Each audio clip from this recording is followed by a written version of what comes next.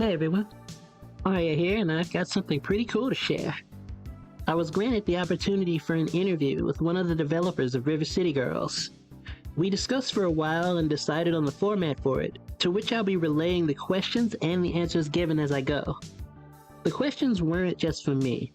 They come from people in the River City Girls fan Discord, of which I'm a mod in, and there are other WayForward devs in there too, as well as Kaylee Mills, who voiced Misako, and Megan McDuffie, who provided lots of the music, vocal and otherwise, in both River City Girls games.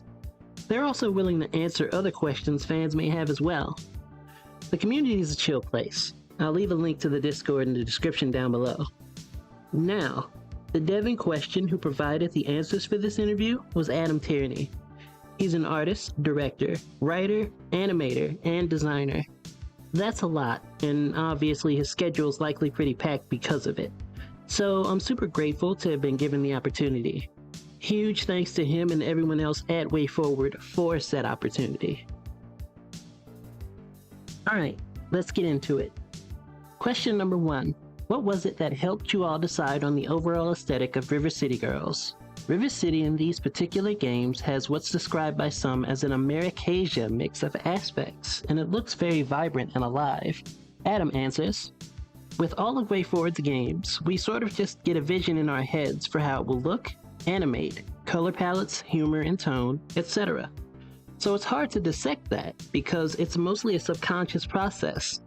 A lot of it is informed by our collaborators, so for example, deciding on Rem as our lead artist and character designer, we leaned into her art style and visual sensibilities, especially fashion. And then that gets further translated and refined in-game through Hunter sprites, Vanaila's backgrounds, Kay's animations, and so on. What was conscious is we wanted everything to be very vibrant and high personality, in both look and sound, and we also wanted to separate ourselves from classic NES sprite-style Kunio-kun games that came before, so that there'd be no confusion about what game was ours.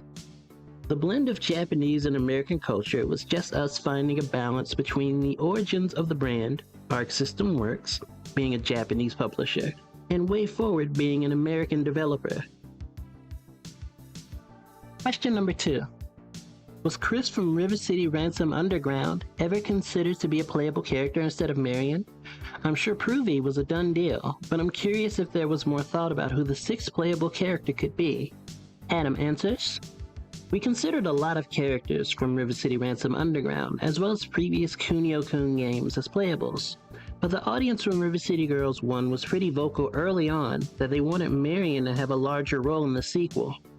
And then we went with Provy because she was created by River City Girls 2 director Brandon Rudis in River City Ransom Underground, and, like Marion, would have a very different playstyle compared to the 4 original playables from the first River City Girls game.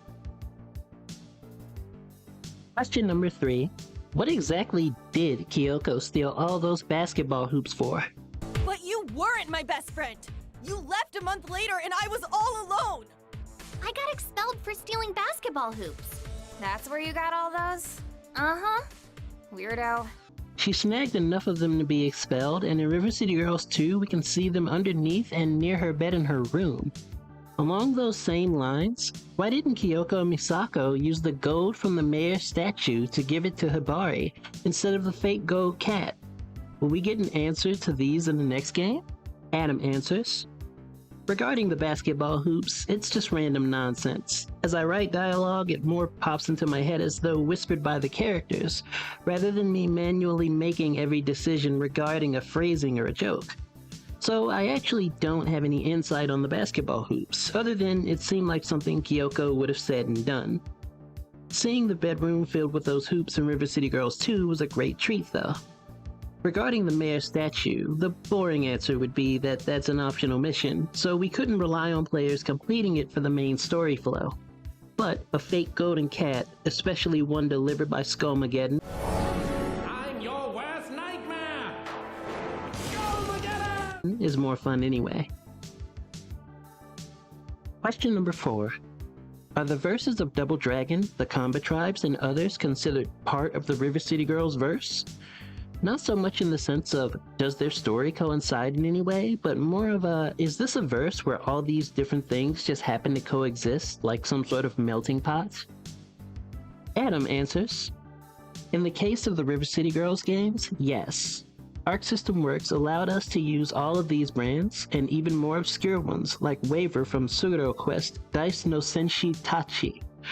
So we consider it one big city that we can keep pulling new and old characters into. That said, River City Girls is sort of a guidance/offshoot version of the Kunio-kun universe of the games that Arc develops themselves. So the degree to which we blend our games with Double Dragon, Combat Tribes, and even River City Ransom Underground wouldn't necessarily apply to the other non-River City Girls games in the Kunio-kun series. Question number 5. What exactly was the mindset behind the initial ending of the first River City Girls game? As we know, it was quite divisive amongst players, so it might be nice to learn where the mindset was going into that narrative. Adam answers, the manga scenes, because of how long they take to produce, are usually the first thing I write for each game. In the case of River City Girls 1, that quote-unquote bad ending made sense for two goofy characters who leap first and look second. What I didn't expect, and what was a learning experience for me as a writer, was that even if your characters are kind of silly or blockheaded, people will still come to love them and want them to be happy after living with them over the course of a full game. And especially with vocal performances as incredible as Kira and Kaylee gave us. So, short answer, that was the ending that made the most sense to us at that point in the original game's development. And we still like that ending, which is why even after the patch, it's still in there as the default ending.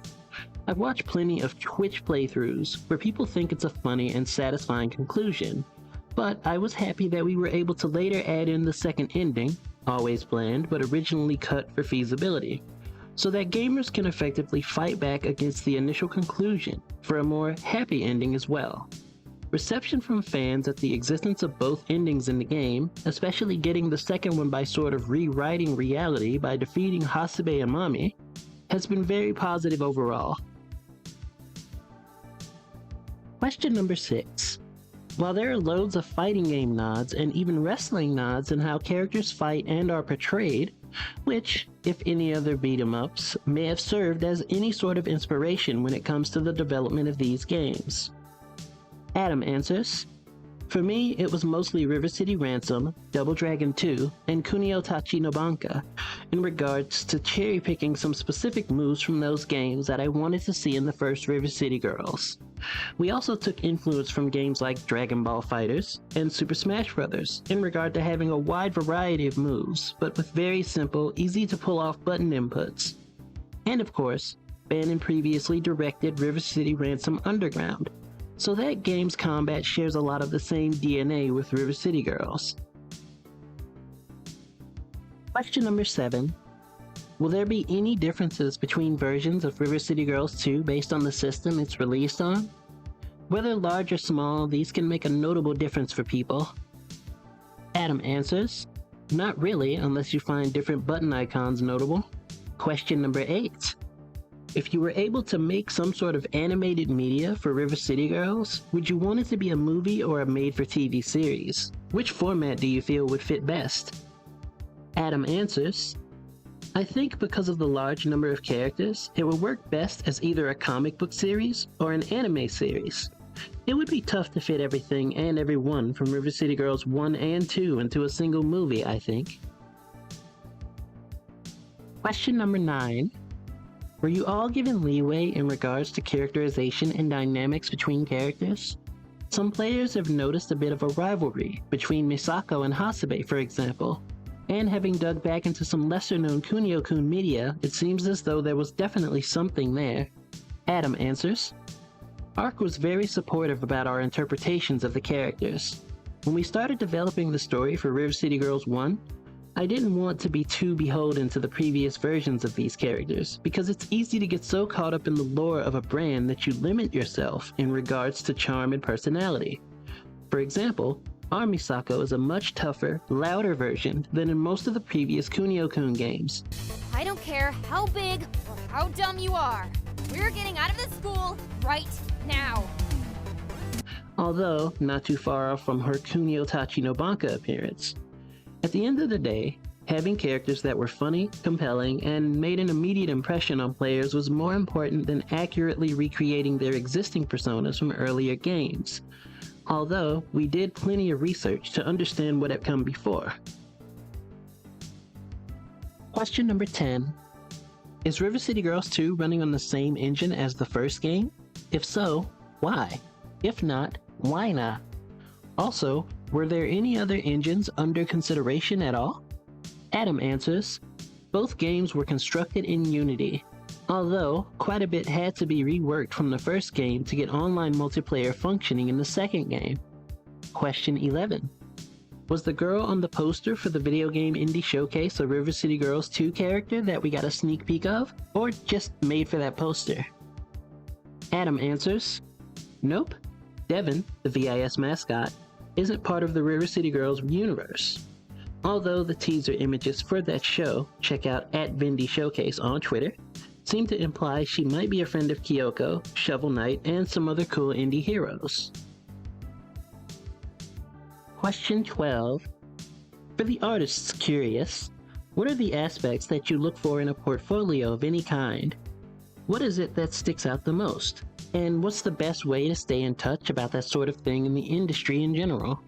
Adam answers, it's hard to quantify, but it's certainly some kind of combination of incredible talent, a memorable art style, and versatility to be able to draw anything. In the case of Rem, who was our lead illustrator on River City Girls 1 and 2, she and I were friends for several years, and she'd previously contributed art to my first children's book, Afraid of Everything. When I started developing the idea for River City Girls, her style seemed like a good match with what I had in my head, and thankfully she was available and interested in working on the games with us. Question 13.